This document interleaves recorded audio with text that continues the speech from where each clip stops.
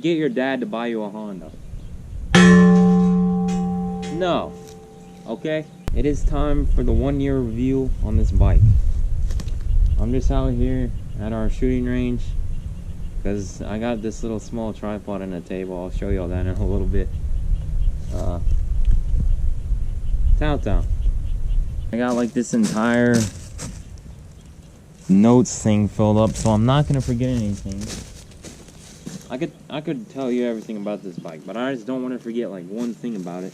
I don't know why people are just like how they are. I don't know why people are people.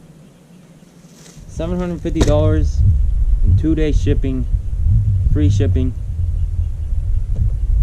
What else do you expect? I know people are like, oh, they're more expensive, you can't find them hardly anymore. It's like, dude, I paid $750 for this.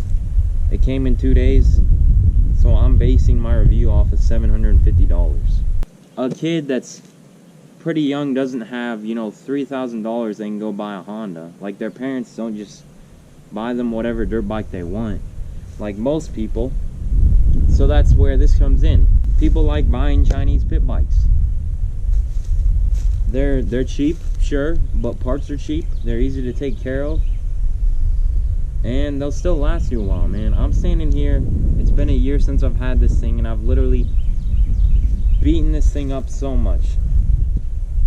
To give you an idea of that, I unboxed it and put it together. It was like February, maybe, I don't know, 13th or 14th. The day after that, the first thing I did is I literally ripped up on the road, top speed tested it. Okay, so like I haven't really been treating this thing good. And if you'll see any of my, you know, pit bike adventures, I've been just like, you know, engine braking this thing like crazy with the clutch and just like downshifting and everything. I stand by this thing, okay? I'm the one that's defending Chinese pit bikes, I feel like. Not a lot of people out there all have Chinese pit bikes. They're all sellouts and they just go get the most expensive bike and, oh, you know, Honda sent me this thing, or they get it all for free. Like, dude, even if Honda sent me something for free, like, maybe they should, I'm gonna be completely honest on it. If something breaks, it breaks. You know, I'm gonna tell people how it is.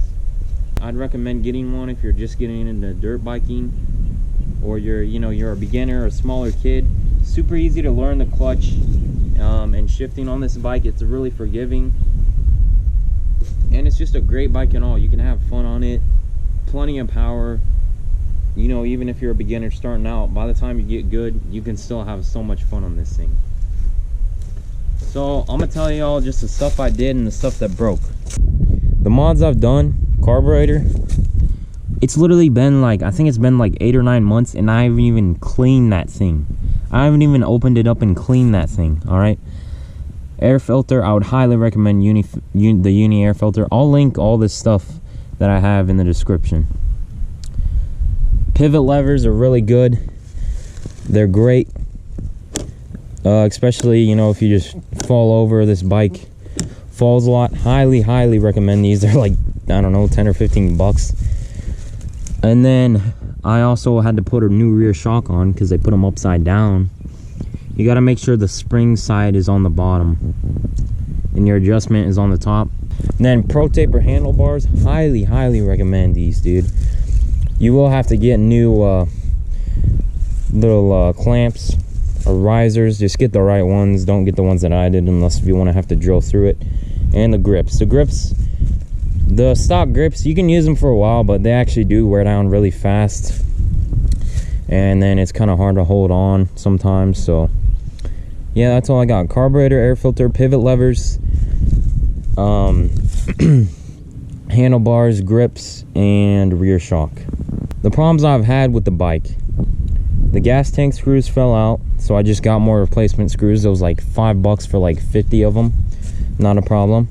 The rear shock broke. As I was saying before, just flip it upside down and you should be good, or flip it, you know, the right way around. Should be good with that. My breather fell off, which it happens. I just ran a piece of hose, you know, down there as my breather. And then the gas tank cap leaks, which I could buy another one of these, but I'm kind of just like, eh. You know, so I didn't really want to have to bother with buying it and returning, buying it and returning. It only really leaks out if you tip the bike over or if you're going up a really steep hill. Rear bushing, this bushing right here, it came completely out because the end of this broke off. So I got rear bushing. The other ones are fine. I could always replace them with this one as well. That works great. The rear brake was trash. I hated the rear brake. I just hated it. You could take a look, check out my front tire. Look at this tread. You know, really good tread. It's still pretty square on most of these.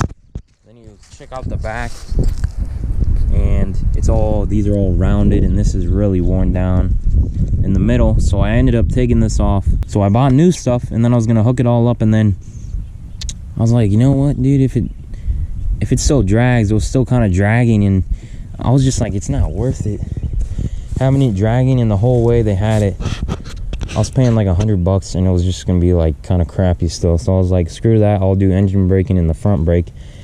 And it drives so much better without that rear brake slowing you down. But if your brake's fine, maybe you can actually make a way to secure it. It literally just sits on here, so it can kind of go back and forth as it's like clamped down. Make a way to actually secure it good and just take care of it if you want to have it on there. I just took it off because I was like, screw it, I don't really want it. And that's the main reason why the tread on this tire is worn down a lot, is because that rear brake was always dragging. Then I got the front rim is bent, which I don't know if I actually ever told y'all this or not. It's like going, it's like, no idea how that happened or when, but this tire is completely fine, and I've been riding it like that for a while. Had no problems with it. So I don't know, man. I've never tightened the spokes, which is definitely, that's why it happened, but it still works. It's fine with me. Then the side plastic ended up, the little bracket, it's like a weird plastic bracket under here. It broke off. Just drilled some holes and zip tied it right there, and it's been fine. And then the exhaust ended up coming off, but you can actually reach under here, rebend this thing that holds it, and then there's another adjustment thing up front right there. You just tighten that down, and it's been fine since it came off. So that's all that's happened to this bike, you know, the mods and then the bad things. And it's been great, dude. Like, this thing can literally sit for like a month, or one time it was even 2 months, and then I just started it in like 1 or 2 kicks. This thing is a great bike in general. You can just go watch any of my newer pit bike adventures. The old ones, I kind of babied it. The new ones, I'm thrashing on this thing, engine braking all the time, fully revving it out, hitting a bunch of ruts and just bumps and stuff. And this thing, it handles it. It can take the beating, it can take all of that, and it'll, you know, you put it up in there in the barn or whatever. Next time you go to ride, first kick and it'll start. So I will stand by what I've said about this bike. It's a great bike. I'd recommend it. I don't care what other people say. This thing's literally been crazy. Okay, at first I was like, you know, it's just a cheap bike, I'll kind of ride around every once in a while, and now this has become my main bike that I ride, and have been just beating up like crazy. And I have literally done nothing to the engine other than change the oil. I haven't checked the valves or anything, and it's been a year. I've had no problems with the clutch. You can still find neutral really easily.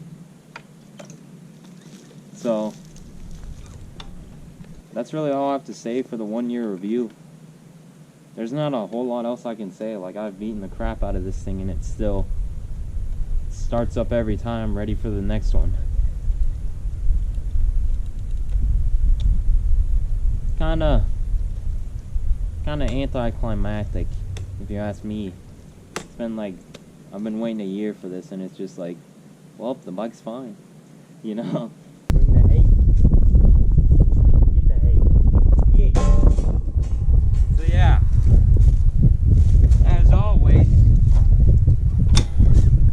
will be seeing you in the next one. And if you don't come to the next one, then you're gonna end up like him. Alrighty. We'll be seeing you.